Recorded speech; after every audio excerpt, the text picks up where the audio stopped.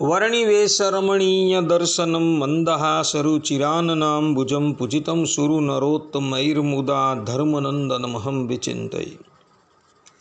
असतो मा खड्गमय तमसो मा ज्योतिर्गमय मृत्युर्मा अमृतं गमय। ओम शांति शांति शांति। अस्मद्गुरु समारंभां नाथयामुन मध्यमां लक्ष्मी वल्लभ पर्यंतां वंदे गुरु परंपरा। આજની જ્ઞાન સભામાં પધારનારા બધા જ ભગવદ્ ભક્તોને વેદાંતાચાર્ય, પુરાણ ઇતિહાસાચાર્ય, એમએ ફિલોસોફી શાસ્ત્રી રાકેશભાઈના હેતપૂર્વક જય સ્વામિનારાયણ। ભક્તો, આજની આ જ્ઞાન સભામાં આપણે બધા કેવલ તુલસીની કંઠી ધારણ કરવા માત્રથી મહાપાપીનો પણ ઉદ્ધાર આ વિષય પર થોડી વાત શ્રવણ કરશું, તો બધા જ શ્રોતાગણો આ પ્રવચન એકાગ્ર મને કરીને શ્રવણ કરે। તો પદ્મ પુરાણની અંદર સમુદ્ર મંથનની લીલા આવે છે।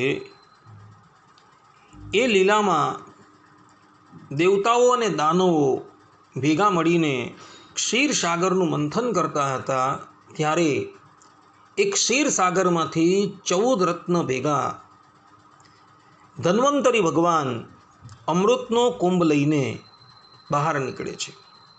તે સમયે ધન્વંતરી ભગવાનના નેત્રમાંથી હર્ષના અશ્રુ વહીને અમૃતના કુંભ પર પડે છે અને એમાંથી એક વૃક્ષની ઉત્પત્તિ થાય છે, જે વૃક્ષ હતું તુલસી વૃક્ષ।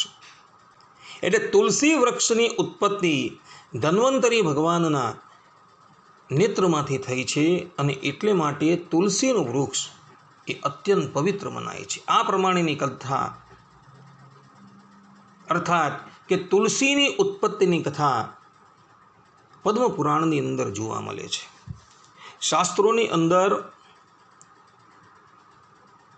તુલસીનું ઘણું મહાત્મ્ય ગાવામાં આવેલું છે અને એમાં પણ જે પણ કોઈક મનુષ્ય તુલસીની કંઠી ધારણ કરે છે એના તો બધા જ પાપો સમાપ્ત થઈ જાય છે।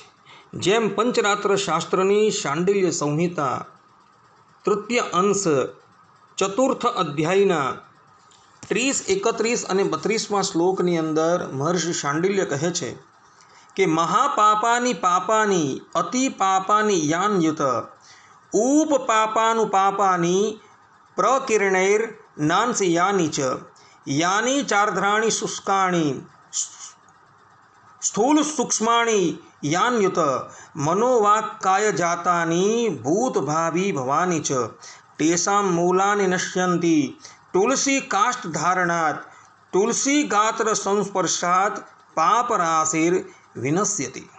अर्थात कि जितने महापाप, पाप, अति पाप, उपपाप, अनुपाप और जो प्रकीर्ण पाप है, इसी प्रकार आर्द्र पाप, शुष्क पाप, स्थूल पाप, सूक्ष्म पाप और मनवाणी एवं कर्म के द्वारा होने वाले पाप, भूत, भविष्य तथा वर्तमान के पाप, उन सभी का मूल तुलसी काष्ठ के धारण से नष्ट हो जाता है। तुलसी द्वारा गात्र के स्पर्श मात्र से पाप की राशि नष्ट हो जाती है।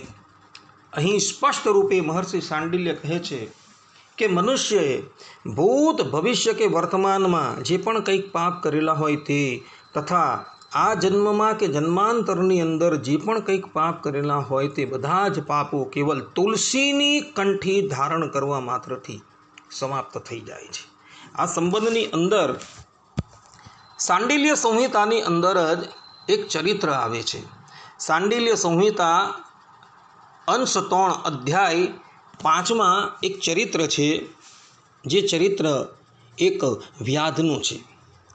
પુંડરીક નામનો વ્યાધ જે વ્યાધની જાતિમાં પ્રગટ થયો હતો અને એનું કાર્ય કેવલ ને કેવલ હિંસા જ હતું। આયે દિન એ પ્રાણીઓને મારતો હતો અને એના માંસનું ભોજન કરતો હતો। એક સમયની વાત હતી, આ પુંડરીક નામનો વ્યાધ જે તુલસીના વનની અંદર નિવાસ કરતો હતો અને મહાત્મય વગર એ તુલસીની કંઠી ધારણ કરતો હતો. એક દિવસ એ શિકાર કરવાને અર્થે એક સરોવરના કિનારે ઊભો હતો. એવા જ સમયની અંદર એક વાઘ એ સરોવરની અંદર જલપાન કરવા માટે આવે છે. પુંડરીકે તીર ચલાવી વાઘને વીંધી નાખ્યો. વાઘે જોયું કે એક વ્યાધે મને પોતાના તીરથી વીંધી નાખેલો છે. એ દોડતો દોડતો જાય છે અને એ વ્યાધને પોતાના પંજાથી મોતને ઘાટ ઉતારી દે છે. વ્યાધ જેવો મૃત્યુ પામે છે ત્યાં જ યમરાજના દૂતો એને લેવા માટે આવે છે. એવા જ સમયની અંદર વિષ્ણુ ભગવાનના દૂતો પણ ત્યાં આવીને ઉપસ્થિત થાય છે. વિષ્ણુ ભગવાનના દૂતો યમદૂતોને કહે છે કે આને છોડી દો, આ તમારી સાથે જવાને લાયક નથી. વિષ્ણુ દૂતોની વાત સાંભળી યમદૂતો કહે છે કે હે દેવો, આણે જીવનભર કુકર્મ કરેલા છે, અનેકો પ્રાણીઓની હિંસા કરેલી છે, માટે આ તો અમારી સાથે જવાને યોગ્ય જ છે. ત્યારે વિષ્ણુદૂતો કહે છે કે ભાઈ, એણે પોતાના ગળાની અંદર તુલસીની કંઠી ધારણ કરેલી છે. ભલે જાણે અજાણે એણે તુલસીની કંઠી ધારણ કરી હતી, એને લઈને એના બધા જ પાપો સમાપ્ત થઈ ગયા છે. માટે હવે આ તમારી સાથે જવાને યોગ્ય નથી, પરંતુ એ તો ભગવત ધામનો અધિકારી છે. આ પ્રમાણે કહી એ પુંડરીકના જીવાત્માને લઈ વિષ્ણુદૂતો ભગવત ધામની અંદર જતા રહે છે. આ પ્રમાણે પુંડરીકે અજાણતાથી પણ તુલસીની કંઠી ધારણ કરી, તો એ મહાપાપી હતો, છતાં પણ એ પાપથી મુક્ત થઈ ભગવત ધામની અંદર ગયો. માટે ભક્તો, પોતાના ગળાની અંદર હંમેશા તુલસીની કંઠી ધારણ કરવાનો આગ્રહ રાખજો. જે પણ કોઈક મનુષ્ય તુલસીની કંઠી ધારણ કરે છે, એના બધા જ પાપો સમાપ્ત થઈ જાય છે. જેનું દ્રષ્ટાંત આ પંચરાત્ર શાસ્ત્રની શાંડિલ્ય સંહિતામાં પુંડરીકનું જોવા મળે છે. ભક્તો, પરબ્રહ્મ પરમાત્મા પણ પોતાના ગળાની અંદર હંમેશા તુલસીની કંઠી ધારણ કરી રાખે છે. ભગવત ધામની અંદર ભગવાનનું જે સ્વરૂપ છે, એના શ્રી અંગ પર પણ તુલસીની કંઠી છે. અને એ જ પરમાત્મા જ્યારે ધરાતલની ઉપર મનુષ્ય વિગ્રહ ધારણ કરીને પધારે છે, ત્યારે પણ એમના ગળામાં તુલસીની કંઠી હોય છે. ભગવાન શ્રીહરિ બતાવે છે કે મને તુલસી જેટલી પ્રિય છે એટલું કોઈ નથી. માટે ભક્તો, જે પ્રમાણે ભગવાનને તુલસી પ્રિય છે, તે પ્રમાણે આપણે પણ તુલસી પ્રિય હોવી જોઈએ.